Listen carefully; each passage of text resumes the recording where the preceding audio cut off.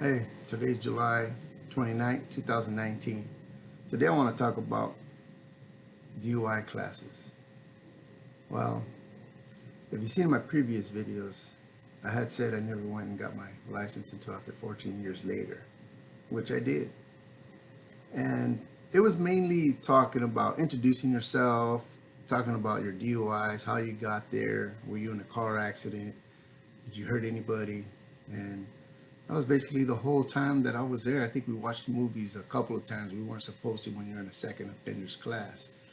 And I had a good counselor, one-on-one. And I believe it's the first year, been so long, that you go to these group meetings. And then after that, it's one-on-one for 6 months. But them last 6 months, boy, they're long, because you're only going once a month. And you just can't wait to get your license because it's just dragging and dragging. But 18 months is 18 months. There was guys there 5, 10 years. They had started the class and they stopped and they would go back and then back and forth. And I didn't understand that. I was like, man, I'm here to get my license. I ain't here to prolong it. I already did. You know, and the DUIs. Everybody was talking about them, and there was guys. Whew, they were out there. One guy had 12 DUIs, and a guy had 8 DUIs. Man, they did their time, and they came back, and they just uh, like drinking on the weekends or holidays, or maybe a beer a week. However, they were functioning, to get their day done. But I didn't have a story like that. I just listened to their stories, and man, I thought I had it bad, but I was there nevertheless to basically just get my license, get in and get out, and keep pushing. And they uh, they they tell you you're supposed to do 6 months first, and that is all videos, no really talking. And I was the 18-month program. In the 18-month program, you got to tell stories and talk about them, and then supposedly, it opens doors in your mind as to why you were drinking and do the things you do, and it did help. It opened up a lot of doors. Figured out why I was drinking so fast and partying so every night, just listening to music and driving around town to town. So they tell you you're also a potential killer. Anybody with 2 DUIs is considered a potential killer because you didn't learn the first time. You could have been out there on the second time, and it could have been bad, and you could have killed somebody, family. You could have hurt somebody, yourself, and nobody wins. Everybody loses all the way around, no matter how you look at it.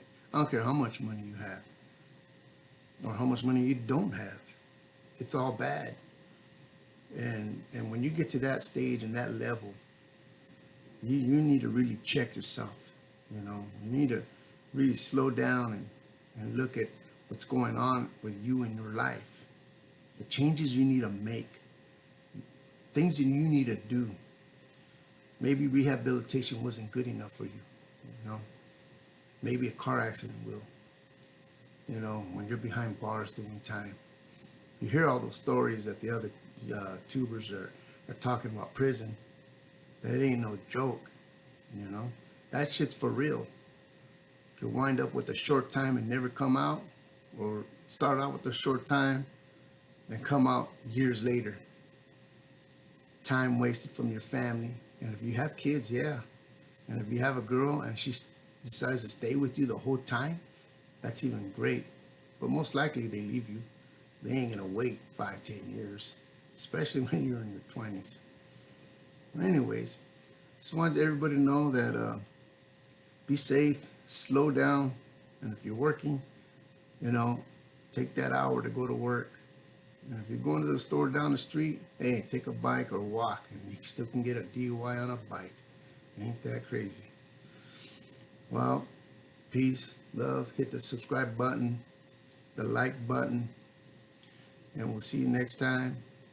And maybe I'll be able to squeeze a video in on these girls. There's 3 girls that were driving right behind my house, right behind that wall right there. There's a wall with ivy growing over it.